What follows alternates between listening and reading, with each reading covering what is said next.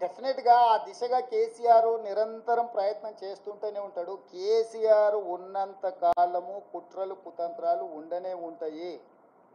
ఎప్పటికప్పుడు తెలంగాణ ప్రజలు అప్రమత్తంగా ఉండాల్సిన అవసరం ఉంది. కేసీఆర్ రాజకీయ జూదగాడు. జూదం అనేది కేసీఆర్ మానడు. సర్వం ఒడ్డైనా జూదమే ఆడతాడు కేసీఆర్. రాజకీయ జూదగాడైన కేసీఆర్ తెలంగాణ రాష్ట్ర రాజకీయ ముఖ చిత్రంలో ఉన్నంత కాలం ఈ కుట్రలు కుతంత్రాలు కొనసాగుతూనే ఉంటాయి. అయితే మహారాష్ట్రలో ఇట్లాంటి కుట్రలు కుతంత్రాలతోని శివసేనను ఎన్సీపీని చీల్చడం ద్వారా ప్రభుత్వాన్ని ఏర్పాటు చేయడం ద్వారా నరేంద్ర మోడీ గారు ప్రభుత్వాన్ని ఏర్పాటు చేసిన అని అనుకున్నాడు. కానీ మహారాష్ట్ర ప్రజల తిరస్కారానికి గురై ఈరోజు తలెత్తుకోలేని పరిస్థితులు మహారాష్ట్రలో ఉద్భవించినాయి. కాబట్టి తెలంగాణలో నరేంద్ర మోడీ గారు బీజేపీ ఇదే రకమైన ప్రయోగం చేస్తారా చేయరా చూడాలి. నెంబర్ 1.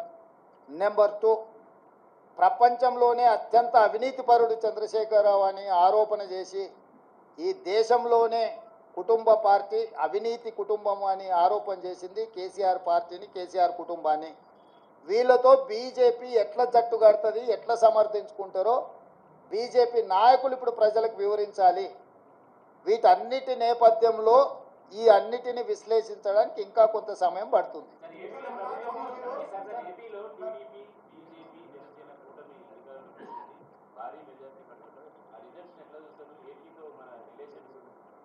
ఎన్నికల ఫలితాలను ఎట్లా చూస్తాం చారి? ఎన్నికల ఫలితాల రకంగానే చూస్తాము, ప్రజా తీర్పు పరంగానే చూస్తాము. దాంట్లో వేరే రకంగా చూడడానికి ఏముంది?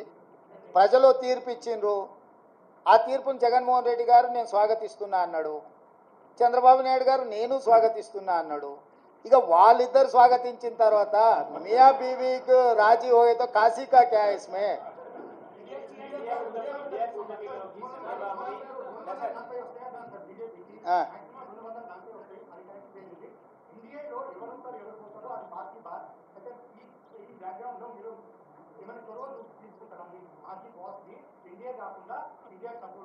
నీ సూచన ఏంది రాహుల్?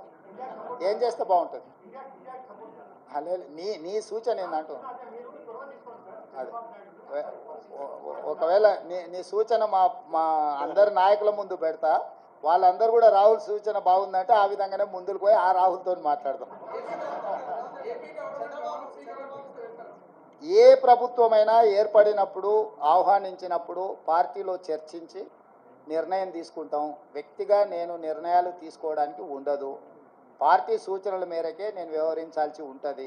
ఇది సిద్ధాంతపరంగా రాజకీయ పరంగా పార్టీ తీసుకోవాల్సిన నిర్ణయము.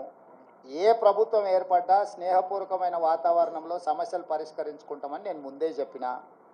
ఈరోజు కూడా నేను ఆ మాటకు ఉన్నా. ఆంధ్రప్రదేశ్లో ఏ ప్రభుత్వం ఏర్పడ్డా ఆ ప్రభుత్వంతో సంప్రదింపులు చేపట్టి రాష్ట్ర సమస్యల్ని శాశ్వతంగా పరిష్కరించుకుంటాము. ఉమ్మడి క్యాపిటల్ చట్టపరంగానే సమస్య పరిష్కారం అయిపోయింది. హైదరాబాద్ నగరం ఇప్పుడు తెలంగాణకు రాజధాని. అంటే ఒక కీలకమైన సమస్య ఆల్రెడీ చట్టపరంగా పరిష్కారం అయింది. మిగతా ఆస్తుల పంపకాలకు సంబంధించి, నీటి పంపకాలకు సంబంధించి ఉన్న సమస్యల్ని తప్పకుండా కూర్చుంటాం, చర్చించుకుంటాం, పరిష్కరించుకుంటాం. మాకేం బేసిజాలు లేవు. రాష్ట్రం యొక్క అభివృద్ధి, రాష్ట్రం యొక్క అభ్యున్నతి కోసము ఎవరితోనైనా చర్చించడానికి మేము సిద్ధంగా ఉన్నాం, పరిష్కరించుకుంటాం. ఏం ప్రభాకర్?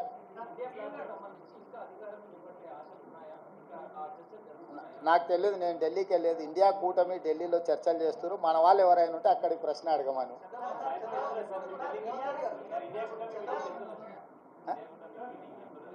ఇండియా కూటమిలో జాతీయ నాయకులు ఆ కూటమిలో ఉన్న వివిధ భాగస్వాములనే ఇప్పటికి పిలిచిండ్రు. ఇంతవరకు అయితే ఆహ్వానం రాలేదు. ఏదైనా ఢిల్లీకి సూచన చేస్తే మీరు తప్పకుండా వెళ్తారు. క్యాబేసి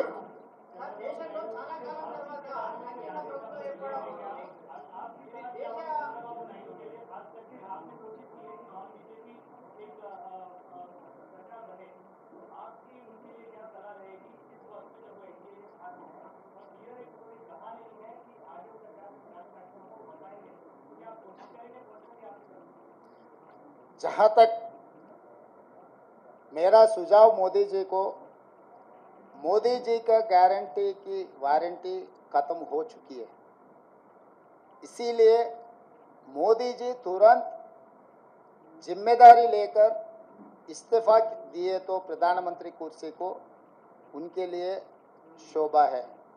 इसीलिए मैं एक ही मोदी जी से डिमांड करता हूं कि तुरंत आप प्रधानमंत्री कुर्सी को इस्तीफा दे दीजिए, क्योंकि आपके वारंटी की गारंटी खत्म हो चुकी है।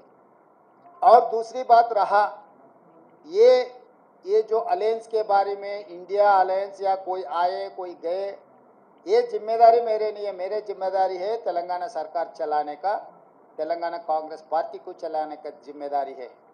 मैं गैर जिम्मेदारी के काम नहीं करता हूँ। जो जिम्मेदारी लोग हैं वो जिम्मेदारी लोग जिम्मेदारी निभाएंगे। वो यहाँ पर चर्चा नहीं होगी, दिल्ली में होगी। आपको कुछ भी अगर ऐसा ही कुछ संशय रहा तो मुझे पूछो, मैं दिल्ली में फिर पूछ लेके फिर वापस बोलूँगा। मैं